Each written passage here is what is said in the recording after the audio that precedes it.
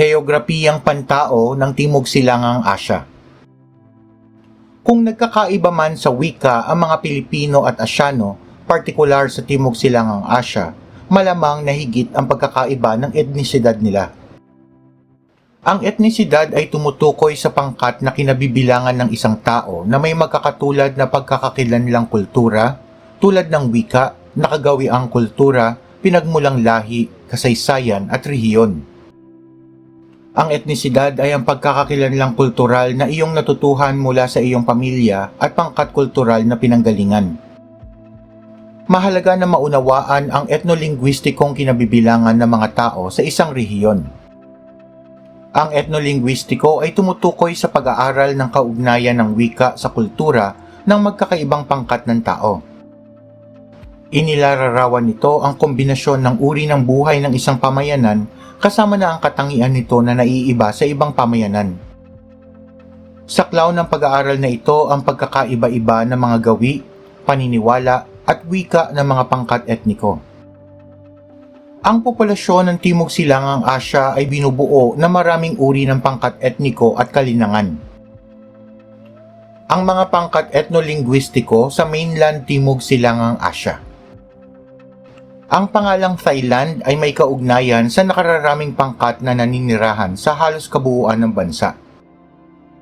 May tinatayang 75 pangkat etniko ang matatagpuan sa Thailand. 84% dito ay Thai na bumubuo sa 36% ng kabuuang populasyon ng bansa.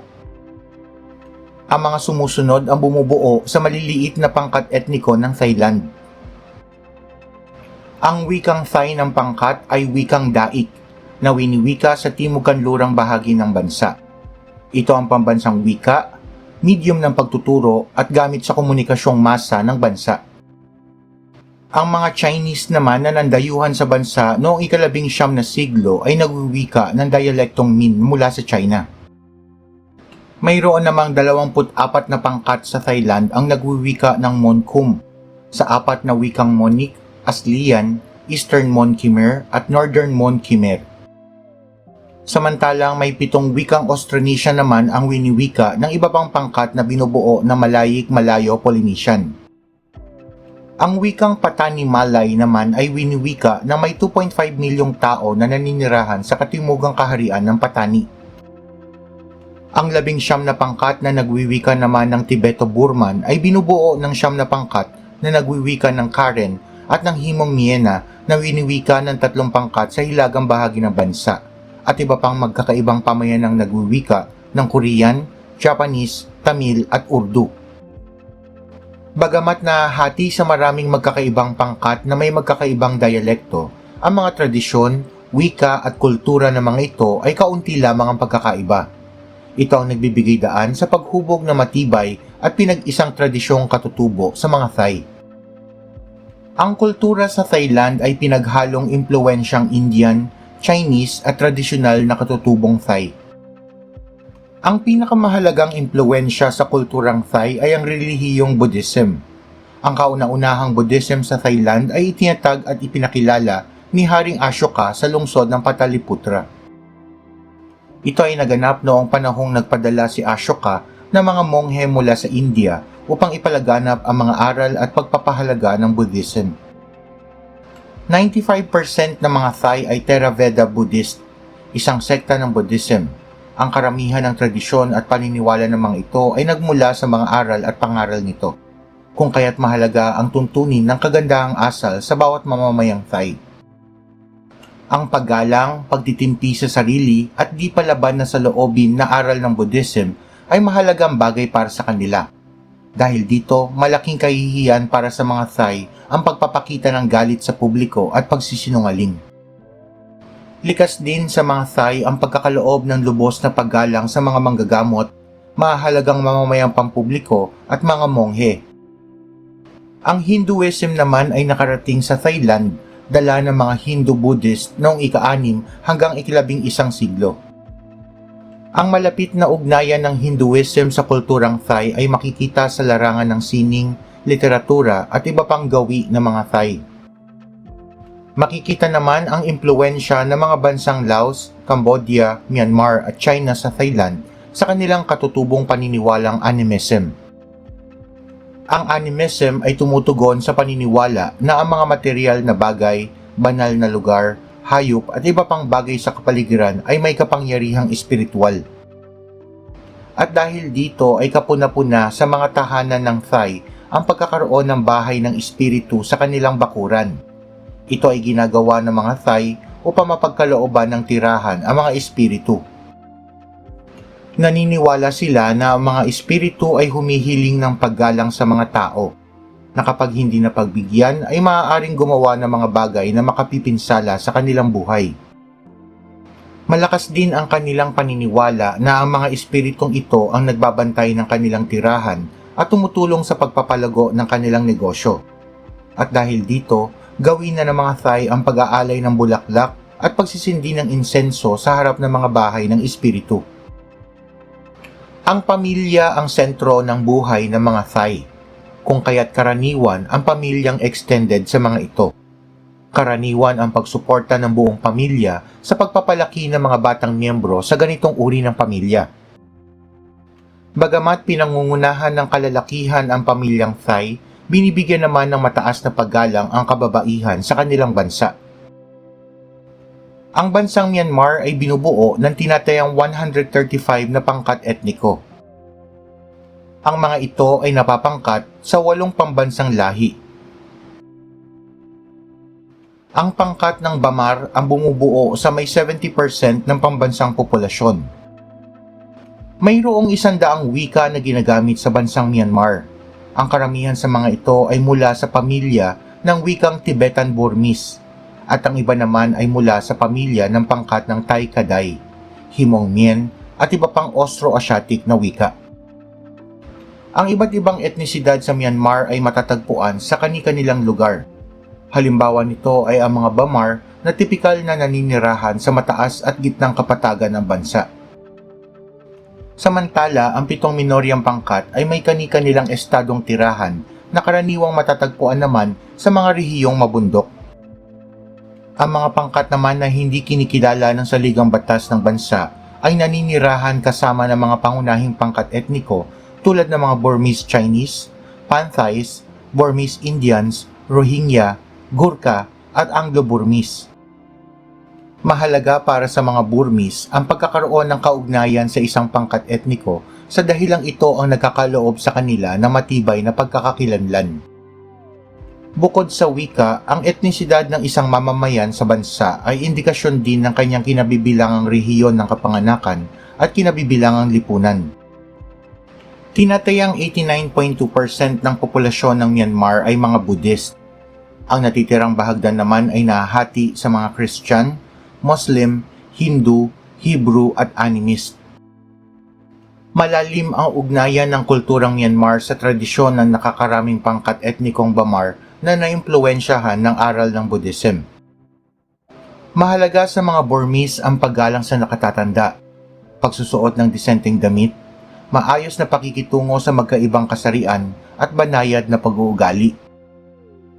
Hindi angkop sa kanilang pamantayan ang paghamon, pakikipagtalo at pagsalungat ng nakababata sa nakatatanda sa dahilang ito ay nagpapakita ng kawalan ng paggalang. Ang bansang Laos ay katatagpuan din ng magkakaibang pangkat etnolinguistiko. Sa pagsisimula ng ika-20 siglo, ang mga Lao ay ipinangkat batay sa kanilang wika at lokasyong tirahan. Gayunpaman, hindi sinasalamin ng kaayusang ito ang masalimuot na komposisyong kultural at lingwistiko ng bansa. Matatagpuan din sa Laos ang pamayanan ng mga Chinese at Vietnamese na parehong matatagpuan sa malalaking bayan nito. Ang mga Laolum ay naninirahan sa baybayin ng Mekong River at mga lungsod sa bansa. Ang buong pangkat na ito ay nagwiwika ng Thai na kabilang sa pamilya ng wikang Thai Kadai. Ang pangkat ng Laolum ang bumubuo sa 2/3 bahagi ng populasyon. Ang iba pang pamayanan ng Laolum ay binubuo ng Phuwan sa Hilagang Silangan, Lue sa Hilagang Kanluran at Phutay sa Timog. Ang pangkat ng mga Lao Thiong na nakakalat sa kabuoang Lao ay nagwiwika naman ng Austro-Asiatic o Mon Khmer. Ang mga pangunahing pangkat etniko na kasapi sa pangkat Lauthiong ay ang mga Kimu at Lamet sa Hilaga, Katang at Makong sa sentro ng bansa, at Jaru at Brau sa timog. Binubuo ng mga Lauthiong ang isang kapat na populasyon ng bansa. Ang pangkat ng Lao Songang ay binubuo naman ng mga taong dumayo sa Hilagang Lao mula noong ika-19 na siglo. Gamit ng mga ito ang wikang Hmong Mien o Tibeto-Burman. Binubuo ng mga Lao Songang ang ika-10 ng populasyon ng bansa. Ang karamihan ng mga tao sa Lao ay magsasaka. Ang buong sambayanan ay nagsasaka na magkakasama at may maayos na dibisyon ng paggawang naaayon sa kasarian. Ang kalalakihan ang nagsasaka, naghahanda ng taniman at nagsasaayos ng pagdaloy ng tubig sa sakahan. Samantala ang kababaihan naman ang muling nagtatanim ng binhi ng palay o anumang pananim, naglilinis at nagdadala ng bigkis ng palay sa kiskisan. Buddhism ang pangunahing relihiyon sa bansa. Tradisyonal sa mga Lao ng Kapatagan ang gawi at ritual ng mga Buddhist, lalo na ang pagdiriwang ng kapistahan ng Bo-un. Ito ay ginaganap upang ipagdiwang ang masagana at matagumpay na pag-ani ng palay. Gawi rin sa bansa ang ritual ng pagbibigay ng limos sa mga monghe sa araw-araw na paglilibot ng mga ito sa umaga. Ganito rin ang ritual na ginaganap ng mga Lao na naninirahan sa mga bundok, maliban sa mga Hmong na ang focus ng pagdiriwang ay ang bagong taon na nagaganap sa buwan ng Nobyembre hanggang Disyembre. Ito ay tradisyon na isinasagawa bilang pagtatapos ng panahon ng pag-aani at nagsisilbing pista ng pasasalamat para sa mga Hmong. Ang Malaysia ay binubuo na maraming uri ng pangkat etniko, lingwistiko, kultural at rehiyon. Ang mga Malaysian ay hindi pantay na nababahagi sa pagitan ng Peninsular at Silangang Malaysia. Ang nakakaraming Malaysian ay naninirahan sa Peninsular Malaysia. Ang mga pangkat na ito ay nauuri sa pangkat ng Bumiputra na binubuo ng mga katutubong Malaysian kasama ang mga Malay at non-Bumiputra na binubuo ng mga nandayuhang populasyon ng mga Chinese at iba pang Asyano mula sa Timog Asya. Ang dami ng pangkat etnikong matatagpuan sa Malaysia ay ibinunsod ng lokasyon ng Timog Silangang Asya. Gayunpaman, malaking tulong ang pagkakaroon ng iisang opisyal na wikang bahasa Malaysia sa pag-iisa ng bansa. Ang pangkat etniko sa Peninsular Malaysia ay nahahati sa 4 na pangkat. May maliit na pangkat din ng mga Europeo, Amerikano, Eurasian, Arabs at Thai sa bansa. Ang Orang Asli na pinakamaliit na pangkat ay kasama sa pangkat etnikong Jakun na nagwiwika ng dialektong Malay at ng Semang at Senoy na gumagamit ng wika mula sa pamilya na Mon Khmer. Ang mga Malay ay nagmula naman sa iba't ibang bahagi ng peninsula at kapuluan ng Timog Silangang Asya at bumubuo sa kalahati ng populasyon ng bansa. Sila ang kinikilalang makapangyarihang pangkat sa Peninsular Malaysia.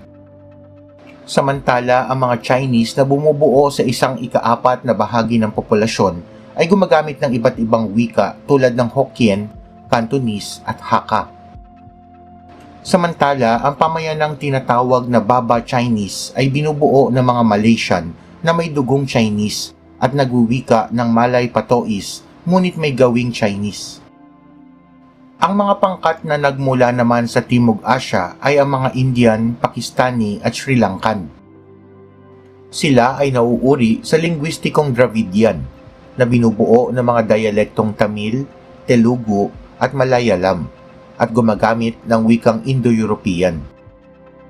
Ang Silangang Malaysia na binubuo ng Sarawak at Sabah ay binubuo ng Iban o Sidayak na katutubong pangkat ng bansa na bumubuo ng isang ka-4 na bilang ng populasyon na sinundan naman ng mga Chinese, Malay, Bidayu, Melanu at Orang Ulu na nagwiwika ng iba't ibang dialekto mula sa wikang Austronesian. Ang mga Iban na naninirahan sa bulubunduking lupain ng Sarawak ay karaniwang mga magsasaka na gumagamit ng prosesong shifting agriculture. Ang mga Chinese ng Sarawak ay naninirahan naman sa lupaing pagitan ng baybayin at talampas at bundok. Sila ay karaniwang nagtatanim ng mga cash crop at nagwiwika ng Hakka at Fuzhou, nakabilang sa wikang Min sa halip na Cantonese, Hokkien at Hainanese na karaniwan sa Peninsular Malaysia. Ang mga Malay sa Sarawak ay nagwiwika ng dialektong mula sa wikang Malay na kaiba sa mga Peninsular Malay. Ang mga Bidayu naman ay naninirahan sa kanlurang bahagi ng estado.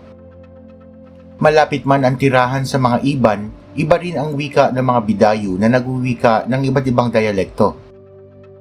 Matatagpuan naman ang mga Melanau sa baybayin ng lungsod ng Bintulu.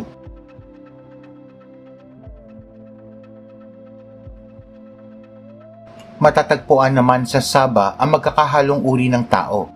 Ang pinakamalaking pangkat dito ay binubuo ng mga Kadazan, Bajau at Malay, mga katutubong Murut, Kedayan, Orang Sungay at Bisaya na sinamahan pa ng mga Chinese, European, Eurasian, Indonesian, Pilipino at mga taga-Timog Asya.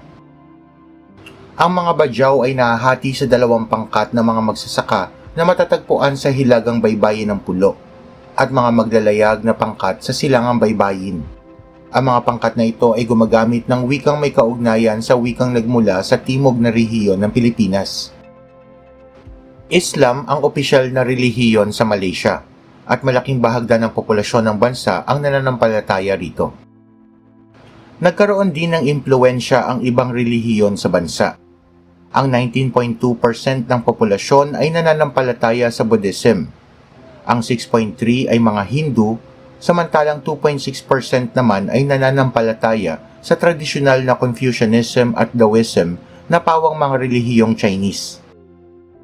Sinasalamin ng mga relihiyong sinasampalataya ng mga Malaysian ang kanilang kultura. Makikita ang mayamang impluensya ng relihiyon sa kanilang arkitektura, lalo na sa mga lugar sambahan ng mga ito. Kapuna-puna rin ang makulay na pananamit ng mga Muslim sa pang-araw-araw na buhay at sa panahon ng mga kapistahan, kasalan at iba pang seremonya. Popular sa kalalakihang Muslim ang tinatawag na songkok na binubuo na maluwag na pang-itaas na tunic at pantalong sarong at mahabang telang nakapalibot sa kanilang baywang. Popular naman sa kababaihan ang tudong o head scarf. Ang pagiging kasapi ng relihiyon sa Malaysia ay mahalagang aspekto ng pagkakakilanlan ng isang individual. Bagamat hindi naman sinasalamin ng etnisidad ng isang individual ang kanyang relihiyon, ang ugnayang ito ay nagbibigay diin lalo na ng isang Malay sa relihiyong Islam. Ang bagay na ito ay pinagtitibay ng batas Malaysian na tumutukoy sa isang Malaysian bilang isang Muslim na nagwiwikang Malay at umaayon sa gawi at tradisyong Malay. Kung kaya't ang terminong Muslim ay kasing kahulugan ng pagtukoy sa isang Malay, bungsod ng legal na kaugnayang panlipunan nito sa Malaysia. Mahalaga ring pambansang kapistahan ang pagtatapos ng Ramadan, pagtatapos ng Hajj at kapanganakan ni Propeta Muhammad. Ang mga Malaysian ay pinag-iisa ng mga selebrasyon tulad ng Ramadan ng Islam, Diwali ng Hinduism at Wesak ng Buddhism. Ang bansang Malaysia ay may korteng sibil at korteng Sharia. Ang korteng Sharia ay tumutugon lamang sa mga usaping may kinalaman sa pamayanang Malaysian Muslim at nakapokus sa relihiyon at usaping pampamilya at pag-aasawa, pagmamana, diborsyo, apostasy o pagtalikod sa pananampalataya, pagbabagong pananampalataya at kustodiya ng anak. Malaking bahagdan din ng populasyon sa Malaysia ang sumusunod sa aral ng Buddhism. Sa kasalukuyan, 2 uri ng Buddhism ang umiiral sa bansa. Ang karamihan ng tagasunod ng Mahayana Buddhism ay ang lahing Malaysian Indian, Thai at Sri Lankan. Ang bawat templo, asosasyon o monasteryong Buddhism sa Malaysia ay may kani-kaniyang tradisyon. Isinasama ng mga Buddhist Malaysian Chinese ang ilang elemento ng Taoism at Confucianism sa kanilang tradisyon at paniniwala tulad ng pagkakaroon ng mga Diyos at Diyosang Taoist sa templo. Gayunpaman, ang mga Buddhist sa bansa ay nagsasama-sama sa pagdiriwang ng mahalagang kapistahan ng Buddhist tulad ng Wesak. Ang Kristyanismo naman ay nakarating sa Malaysia sa pamamagitan ng mga mangangalakal na Persian, Arab at Turkish. Ang mga misyong protestante ay lumaganap naman sa bansa noong panahon ng mga British. Karaniwang matatagpuan sa bansa ang ilang naglalakihang katedral na Katoliko Romano, Anglican, Methodist, Presbyterian, Lutheran, Baptist, Seventh-day Adventist at ilang simpleng simbahang independent sa mga lupaing rural. Ang mga pamayanang Kristiyano sa bansa ay nakapagtatag ng maraming serbisyong panlipunan tulad ng mga paaralan, ospital at klinika at mga bahay serbisyo para sa mga ulila at inang hindi kasal. Tulad ng ibang relihiyon, ang Hinduism ay dala ng mga mangangalakal na Indian sa bansa. Ang karamihan sa populasyong Hindu ay nagmula sa lahi ng mga nandayuhang Tamil Nadu ng India. Ang pangkat na ito ay bumubuo sa pangkat etnikong Malaysian Indian ng bansa. Hindi rin pahuhuli ang bansang Vietnam sa dami ng uri ng pangkat etnolinguistikong mayroon ito. Ang karamihan ng mga Vietnamese ay naimpluwensyahan na ng kulturang Chinese, partikular sa uri ng wika. Ang impluwensyang Indian naman ay nakikita sa minoryang pangkat ng Cham at Khmer. Ang mga Cham na bumubuo sa nakararaming bilang ng populasyon ay naninirahan sa gitnang bahagi ng Vietnam, at ang iba naman ay matatagpuan sa gitnang kapatagan sa Timog at Mekong Delta malapit sa hangganan ng Cambodia. Ang mga Khmer naman ay nakakalat sa kabuuan ng Mekong Delta. Vietnamese ang opisyal na wika sa bansang Vietnam. Bagamat kabilang sa wikang Mon Khmer ng pamilyang Austro-Asiatic, naging matatag ang impluwensyang Chinese sa Vietnam. Gamit na maraming pangkat ng Montagnard ang mga wikang kabilang sa pamilyang Austronesian na nag-uugnay sa kanila sa mga Cham, Malay at Indonesian. Ang iba namang pangkat ay gumagamit ng wikang Mon Khmer na nag-uugnay sa kanila sa mga Khmer o Kampuchea ng Cambodia. Gamit naman ng mga pangkat na naninirahan sa mataas na lambak ang mga wikang kabilang sa pamilyang Thai. Ang pangkat ng Hmong at Mien na nagwiwika ng Sino-Tibetan ay matatagpuan naman sa higit na matataas na bahagi ng Vietnam. Kapuna-puna ang pamanang Confucian at pananampalatayang Buddhism sa pamilya ng mga Vietnamese. Ang pamilyang Vietnamese ay patrilineal. Ito ay isang kaisang panlipunan kung saan ang anak ay umaangkin sa pangalan, pag-aari at pamana ng ama. Gayunpaman, ang kababaihang Vietnamese ay naghahanap buhay sa mga kumpanya katulad ng mga kalalakihan. Bukod sa may malaking gampanin sa pagpapalaki ng kanilang mga anak at pangangasiwa ng pananalapi ng pamilya. Buddhism ang pangunahing relihiyon sa bansa. Gayunpaman, sa halip na sumunod sa isang organisadong relihiyon, ang mga Vietnamese ay nakikiisa sa isa o higit pang gawi ng ilang relihiyon, tulad ng pagbibigay galang sa mga namatay na ninuno at pananalangin sa mga ninunong Diyos at Diyosa, lalo na pagdating sa kapistahan ng Tet. Ang Tet ay tumutugon sa Tet Nguyen Dan, ang pinakamahalagang selebrasyong pampubliko sa bansa. Ito ang panahon para sa mga Vietnamese na may pahayag ang kanilang respeto sa mga ninuno at pagsalubong sa Lunar New Year kasama ang mga miyembro ng kanilang pamilya. Kinikilala rin ito bilang mahalagang pagsisimula ng pagbabago, pagpaplano at pag-unlad para sa isang mamamayang Vietnamese. Naniniwala ang mga Vietnamese na anuman ang kanilang gawin sa unang araw ng taon ay makakaapekto sa buong taon ng kanilang buhay. Pinahahalagahan din ng mga Vietnamese ang pagiging mapagkumbaba, ang pagpigil sa sarili at pagiging mabanayad o mainhin. Ito ay maaaring naging impluwensya ng iba't ibang mga relihiyon na kanilang pinagsama-sama. Ayon sa datos ng Government Committee for Religious Affairs noong 2019, ang kabuuang populasyon ng Vietnamese ay binubuo ng mga sumusunod. Ang relihiyong Syncretic Caodaism ay may kinalaman sa kombinasyon ng iba't ibang uri ng paniniwala o gawi na nagmula sa iba't ibang relihiyon sa Vietnam. Ito ay pinagsama-samang gawi at tradisyonal na paniniwalang Confucianism, Taoism, Buddhism at Roman Catholicism.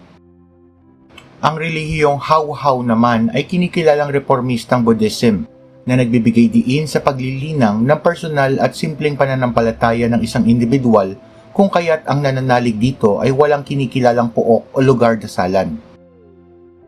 Ang mga Khmer ang bumubuo sa malaking bilang ng mga Cambodian. Ang pangkat minorya naman ay binubuo ng mga Chinese, Vietnamese, Muslim, Cham Malayas, Laotian at iba pang katutubo na naninirahan sa mataas na lupaing rural ng bansa. Ang mga Khmer ay kabilang sa pangkat etnolinguistikong Mon Khmer na kabilang sa pamilya ng wikang Austro-Asiatic. Sila ay matatagpuan sa kapatagang rehiyon na nakapaligid sa Mekong River at Tonle Sap na matatagpuan sa hilagang kanluran ng bansa. Ang mga Chinese ang pinakamahalagang minoryang etniko sa bansang Cambodia bago ang taong 1975 dahil kontrolado nila ang kabuhayan sa bansa. Naisantabi lamang sila noong panahon ng Rebolusyong Komunista noong 1970 at tuluyang naging mga ordinaryong magsasaka na lamang.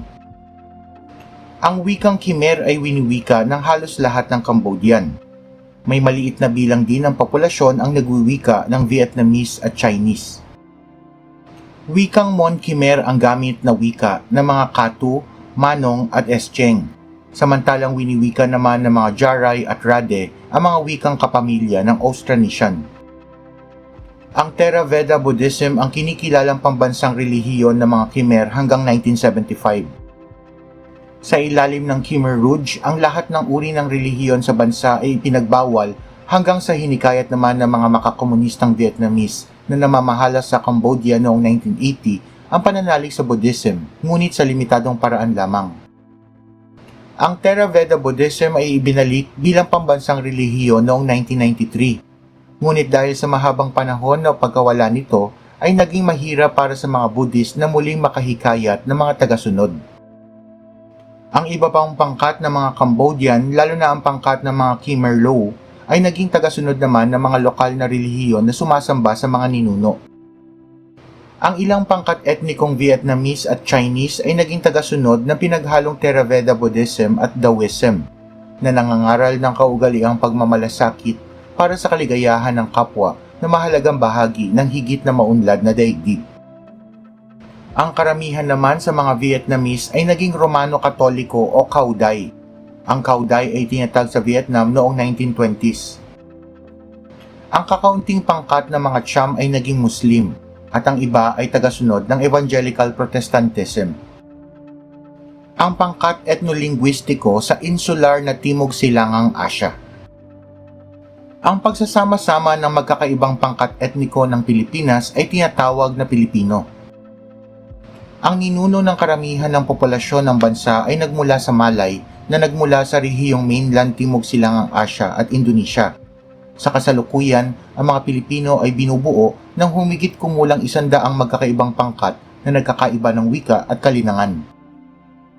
Ang pangkat ng mga Tagalog sa Luzon at Cebuano sa mga pulo ng Visayas ay bumubuo ng tig-1/5 bahagi ng populasyon ng bansa.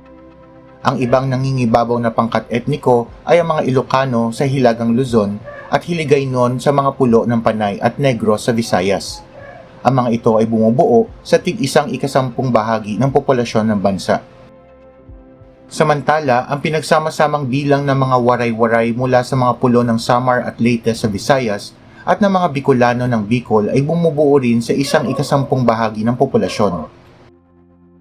Binubuo naman ng maliliit na bahagi ng populasyon ang pangkat ng mga Mestizo at Kapampangan ng Timog at Gitnang Luzon, at higit na maliit na bilang ng mga katutubong ng dayuhang pangkat ang natitira pang populasyon. Ang katutubong pangkat na unang nanirahan sa kapuluan ay ang mga Negrito na binubuo ng mga Aitas, Ita, Agta at iba pa na bumubuo sa higit na maliit na bahagi ng populasyon ng bansa. Nakadagdag din sa populasyon ng bansa ang pangkat na may halong Chinese, maliit na bahagi ng mga lehitimong Chinese, Indian, American at Espanyol na nandayuhan sa bansa. Tinatayang may 150 ang kabuuang bilang ng katutubo at winiwikang dialekto sa Pilipinas.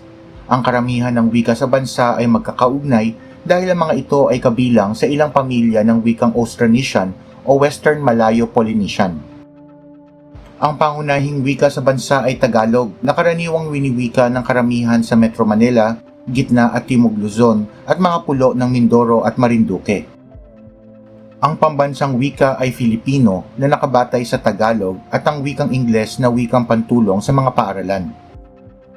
Samantala, ang Cebuano naman ang karaniwang gamit sa Cebu, Bohol, Silangang Negros, Kanlurang Leyte at ilang bahagi ng Mindanao. Ang Ilocano naman ay karaniwang gamit sa Hilagang Luzon at pumapangatlo sa dami ng gumagamit sa bansa. Ang iba pang wika ng mga pangkat sa sentro ng Pilipinas ay Hiligaynon, Waray-Waray at Bicolano. Ang wika ng mga Tausug ay karaniwang ginagamit sa Palawan at kapuluan ng Sulu kung saan matatagpuan ang pamayanan ng mga Tausug. Ang wikang Kapampangan at Pangasinense ay parehang pamilya ng wika sa Hilagang Pilipinas na gamit ng nakakaraming mamamayan sa gitnang Luzon. Kilala naman ang pamilya ng wikang Maguindanao at Maranao sa Kanlurang Mindanao. Ang kulturang nabuo sa Pilipinas ay pinaghalong tradisyonal na Pilipino at tradisyong Spanish Catholic na nahaluan pa ng impluwensyang Amerikano at iba pang impluwensya mula sa Asya. Sa pagkakaloob ng mga Espanyol at Muslim ng espiritual na gabay sa mga Pilipino, ay naitatag ang mga simbahang Katoliko at moske ng Islam. Ang sistema naman ng mga paaralang itinatag ng Estados Unidos sa bansa na pinalawak ng mga Pilipino ay nagsilbing sagisag ng pagkakaisa at sosyo-ekonomikong pag-unlad ng bansa.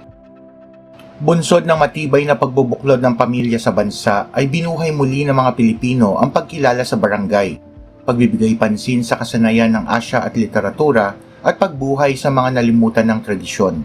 Sa pamamagitan ng mga bagay na ito, muling napalakas ng mga Pilipino ang pamanang kultural ng hindi nakakalimutan ang natamong kultura mula sa mga kanluranin. 80% ng mga Pilipino ay Katoliko Romano. Lumakas at lumaganap ang Katolisismo sa bansa nang dumami ang bahagdan ng mga Pilipinong kasapi sa pamunuan ng Simbahang Katoliko noong 1970 na naging sanhi ng konstruksyon ng mga seminaryo. Samantala, 10% ng populasyon naman ay naging tagasunod ng iba pang relihiyon. Ang Philippine Independent Church o Aglipayan Church ay naitatag sa bansa noong 1902 bilang protesta laban sa pagkontrol ng mga Espanyol sa Simbahang Katoliko. Ang Iglesia ni Cristo ay itinatag sa Pilipinas noong mga unang taon ng ika-20 siglo at nagkaroon ng maliit na dami ng tagasunod hanggang sa unti-unting lumaganap hanggang sa kasalukuyan. Ang relihiyong Islam ay matibay na naitatag sa kapuluan ng Sulu at Mindanao na mayroon na ring lumalaking bilang ng tagasunod sa Maynila bago pa man ang pagdating ng mga Espanyol sa bansa. Ang Islam ay nakarating sa bansa noong ika-15 siglo mula sa Brunei. Sa kabuuan, binubuo ng mga Muslim ang 5% sa populasyon ng bansa. Bukod sa mga relihiyong ito, may maliit na bahagi rin ng mga Pilipino ang nananalig sa Buddhism at iba pang lokal na relihiyon. Ang Buddhism ay karaniwang matatagpuan sa pamayanan ng mga Chinese, samantalang ang mga lokal na relihiyon ay karaniwan sa mga pook rural. Karaniwang tinatawag na animism ang relihiyong ito na binubuo ng mga katutubong paniniwala sa mga alamat na pawang mga katang-isip lamang, tulad ng paniniwala sa mga anito at mga ninuno. Ipinagmamalaki ng mga Pilipino ang kanilang pananampalataya. Ito ang sentro ng buhay ng maraming Pilipino, hindi lamang dahil sa ito ay isang pananalig, bagkus ito ay kanilang pinagkukunan ng lakas ng loob at nagkakaloob ng pag-asa sa buhay at pamantayan ng moralidad sa lipunan. Bukod sa relihiyon, ang kulturang Pilipino ay nakasentro din sa pamilya. Karaniwan ang pagmamalaki ng mga Pilipino sa kanilang pamilya na kadalasan ay extended. Kadalasan, ang lahat ng miyembro ng pamilya ay nagsasama-sama sa pagdiriwang ng mahalagang pangyayari o oksyon, tulad ng kasal, binyag at iba pa. Kasali rin sa pagpapalaki ng mga kabataan ang mga ninong at ninang na napili ng mga magulang bilang mga ikalawang magulang ng kani-kanilang anak. Ang mga Pilipino ay kilala rin bilang mapagpatuloy o hospitable na mahilig sa kasayahan, kung kaya't ang taunang kalendaryo ng mga Pilipino ay puno ng kapistahan na karaniwang may kaugnayan sa pagkaing tampok ng kanilang lugar, ritual na mula sa katutubong kasaysayan ng bansa at mga paniniwalang Katoliko at iba pang ideolohiya. Ang iba't ibang kapistahan ay nagaganap sa pamamagitan ng pagdaraos ng parada o prosesyon na nilalahukan ng mga plotang na didisenyuhan ng mga lokal na pagkain o mga santong pinananaligan sa kani-kanilang pook. Inilalarawan ng kapuluan ng Indonesia ang mahigit kumulang 17,508 na pulo. Ang karamihan ng populasyon ng bansa ay naninirahan sa pulo ng Java na isa sa 5 malalaking pulo sa bansa. Sa haba ng panahon ng kolonisasyon, ang populasyon ng Indonesia ay nagtataglay ng magkakaibang pangkat etniko. Ayon sa mga anthropologists, tinatayang ang bansa ay nagtataglay ng higit kumulang 1,300 na iba't ibang pangkat etniko. Ang Javanese ang pinakamalaking pangkat etniko sa Indonesia na bumubuo sa sangkatlong bahagi ng populasyon. Ang karamihan ng mga Javanese ay naninirahan ng pirmihan sa rehiyong agrikultural ng Central at Silangang Java. Ang mga Sudanese naman ang pangalawa sa pinakamalaking pangkat etniko ng bansa. Ang pulo ng Madura sa hilagang silangang bahagi ng Java ang tirahan ng mga Mudaris. Ang mga Balinese na naninirahan sa isla ng Bali na matatagpuan sa silangan ng Java ay kilala sa kanilang tera-terasang sakahan. Ang mga Balinese ang kinikilalang tradisyonal na mga Hindu sa bansa. Ang mga Sumatran Malay naman ay naninirahan sa Aceh na rehiyong Muslim. Matatagpuan naman sa hilagang baybayin ng katimugan ng Aceh ang Bangka at Belitung na pinaninirahan ng mga Makasaris at Bugis. Ang mga pangkat na ito ay pawang mga magsasaka ng palay at kilala ring pangkat ng mga maritimo na gumagawa ng mga bangka. Ang karamihan ng wikang binibigkas sa Indonesia ay kabilang sa pamilyang Austronesian, maliban sa mga wikang gamit sa New Guinea at ilang bahagi ng Moluccas na gamit ay wikang Papuan.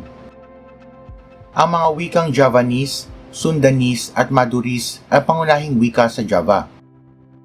Matatagpuan naman ang maraming uri pa ng wika sa Sumatra na nahahati sa iba't ibang dialekto na kadalasan ay hindi nauunawaan ng mga kalapit na pulo nito. Ang Bahasa Indonesia ang pambansang wika ng Indonesia. Ito ang nagsisilbing malakas na puwersa sa pag-iisa ng kapuluan. Ito ang nagsisilbing wikang pampolitika ng mga kilusang nasyonalista gamit bilang medium sa pagtuturo at iba pa. Ang 85% ng populasyon ng Indonesia ay Muslim. Bukod sa Islam ay kinikilala rin ng pamahalang Indonesia ang relihiyong Protestantism, Catholicism, Hinduism, Buddhism at Confucianism.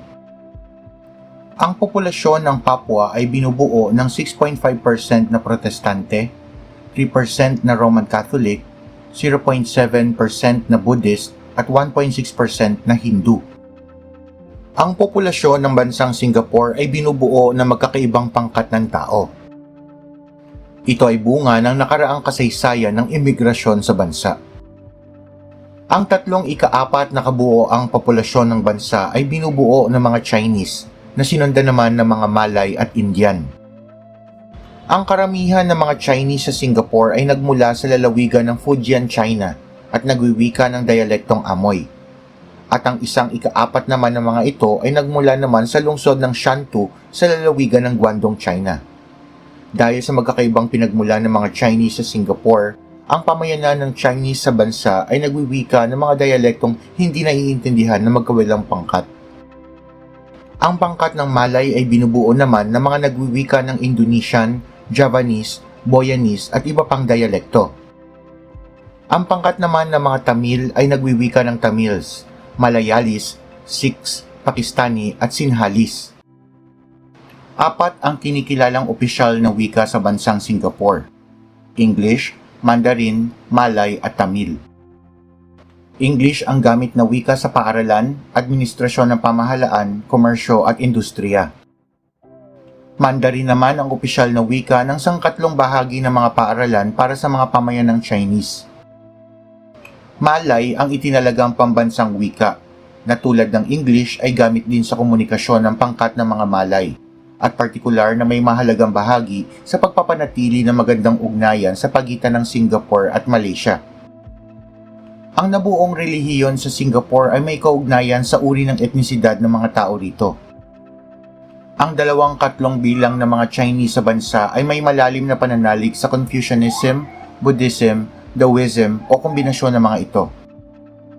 Ang mga Malay ay mga Muslim, samantala ang pamayanan ng mga Kristiyano sa bansa ay lumaki na at kasindami na ng bilang ng mga Muslim. Ang natitirang populasyon naman ay pawang mga Hindu, ngunit marami rin sa mga Singaporean ang hindi kasapi sa anumang relihiyon.